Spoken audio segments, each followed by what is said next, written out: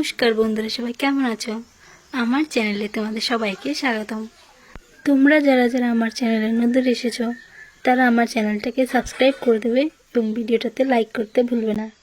আজকে আমি রান্না করব রুই মাছের ঝালের এমন একটা ইউনিক রেসিপি যেটা খেলে একবার খেলেই বারবার খেতে ইচ্ছে করবে।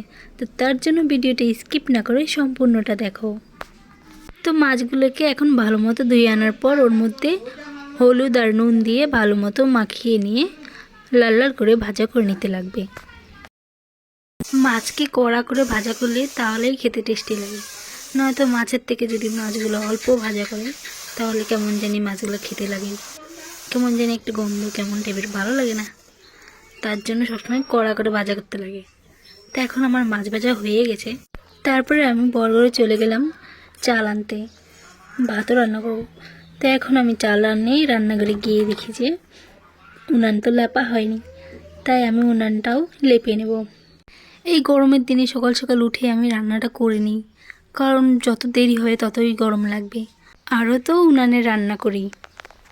এখন আমার উনান লেপাও কমপ্লিট আর এখানে সবজিও কাটা কমপ্লিট, কারণ আজকে মাছের ঝাল রান্না করব আর হচ্ছে ঝিমের বিচি দিয়ে আলু দিয়ে আর মাছের মাথা দিয়ে রান্না করব। তো তার জন্য এখানে লাগবে লঙ্কা, কাঁচা লঙ্কা লাগবে, কয়েক রসুন লাগবে, আদা লাগবে, তারপরে একটা পেঁয়াজ লাগবে, ওইগুলোকে পেস্ট করে নিতে লাগবে, বাটা করে নিতে লাগবে। তারপরে লাগবে সর্ষে। তো এগুলো সব কিছুকে বাটা করে নেব। তারপরে আমি উনানটা ধরিয়ে দিলাম। উনানটা ধরিয়ে কড়াইটাও বসিয়ে দেব। তারপরে কড়াইটা যখন গরম হয়ে যাবে ওর মধ্যে অল্প একটু জিরা দিয়ে দেব আর অল্প একটু পেঁয়াজ কুচি দিয়ে দেবো। তারপরে এইগুলোকে ভালো মতো ভাজা করে নেব। এখন ভাজা হয়ে গেছে, ওর মধ্যে কেটে রাখা টমেটোগুলো দিয়ে দেব। তারপর ওর মধ্যে নুন দিয়ে দেব আর আদা বাটা, তারপরে রসুন বাটা, পেঁয়াজ বাটা আর হচ্ছে সর্ষে বাটা, এগুলো দিয়ে দেব। তারপর মশলাগুলোকে ভালো করে কষিয়ে নেব। ওর মধ্যে দিয়ে দেব হলুদ, তারপরে হচ্ছে লঙ্কার গুঁড়ি আর জিরার গুঁড়ি। তো এখন এই মশলাগুলো কষানো হয়ে গেছে ভালো মতো, ওর মধ্যে জল দিয়ে দেব। তারপর 3টা কাঁচা লঙ্কা দিয়ে দেবো। তো এগুলোকে নাড়ে ভালো মতো ঢাকনা দিয়ে নেব। তো যখন ঝোলগুলো গটগট করবে ওর মধ্যে মাছগুলো দিয়ে দেবো। তারপরে এগুলোকে একটু নাড়াচাড়া করে ঢাকনা দিয়ে ঢেকে অত সময় রান্না করে নেব। তো যখন ঝোলগুলো একটু শুকনো শুকনো হয়ে যাবে, গাঢ় হয়ে যাবে, তখন বুঝে যাবে যে হয়ে গেছে। এখন আমার রান্না করা হয়ে গেছে, এখন নামিয়ে ফেলবো। তো আমার এই রেসিপিটা তোমাদের কেমন লাগছে কমেন্ট করে জানিও। তারপরে ভাত রান্না হয়ে গেছে, এখানে ভাতটাও গড়গড় চলে আসছে।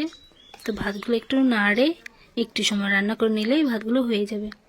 তো এখন আমি ভাতগুলো নামিয়ে ফেললাম এখান দিয়ে, আর ওইখানে মাছের তরকারি হয়ে গেল। তারপরে ঝিমের বিচি দিয়ে আর আলু দিয়ে মাছের মাথা দিয়ে ওই তরকারিগুলো চাপিয়ে দেবো। এখানে স্বাদ অনুসারে নুন দিয়ে দেবো, তারপরে কাঁচা লঙ্কা দিয়ে দেবো। তারপরে এগুলোকে নাড়ে কিছু সময় ঢাকনা দিয়ে ঢেকে দেবো। আর এইখান দিয়ে আমি ছাগলের জন্য খাওয়ারও বসিয়ে দিলাম। তারপরে মাছের মাথাটাকে ভেঙে ওই আলুর ভিতরে যখন ঝোল দেব তখন দেব। তার মধ্যে হলুদ দিয়ে তারপরে আদা দিয়ে দিলাম। তারপরে এগুলোকে কষানো হয়ে গেলে ওর মধ্যে ঝোল দিয়ে দেব। ঝোল দেওয়ার পর কিছু সময় পর জলগুলো যখন গটগট করবে ওর মধ্যে মাছের মাথাটা আর জিরার গুঁড়া দিয়ে কিছু সময় রান্না করে নিলে তারপরে হয়ে যাবে। তো এইখানে আমার যখন রান্না কমপ্লিট হয়ে গেছে তারপরে আমি আমার পেট পূজাটাও করে নিচ্ছি। তো এখানে আমি নিয়ে এলাম খেজুর, দুধ, চিনি, মুড়ি। তারপর আমার পেট পূজা হয়ে গেছে, তো ছাগলের পেট পূজাটাও তো করা দরকার। তাই ছাগলের জন্য প্রথমে তো হ্যান নিয়ে গেলাম। তারপরে হ্যান জল খাওয়ানোর পর ওদের ফেভারিট খাবার ওইগুলো নিয়ে নিলাম। ওইগুলো এখন নিয়ে ছাগলের কাছে চলে যাচ্ছি।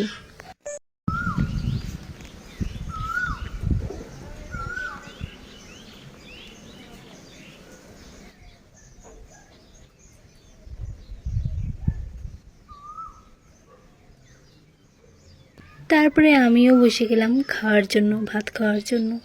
তো এখানে নিয়ে নিলাম মাছের ঝাল আর মাছের মাথা দিয়ে আলু দিয়ে বরবটির বিচি দিয়ে তরকারি। তোমরাও বাড়িতে ট্রাই করে দেখতে পারো। শুধু টমেটো দিয়ে মাছের ঝাল খেতে যে কতটা টেস্টি একবার রান্না করলে বুঝতে পারবে।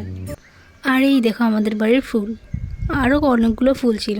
আমাদের বাড়ির ছোট্ট মেম্বার সব ছিঁড়ে দিল, ওর হাতের থেকে এই 2টা বাঁচতে পারলো। আজকে মা তাড়াতাড়ি কাজের থেকে চলে আসলো, তাই টমেটো রান্না করছে। তো আমার ভিডিওটা লাস্ট পর্যন্ত দেখার জন্য তোমাদের সবাইকে ধন্যবাদ।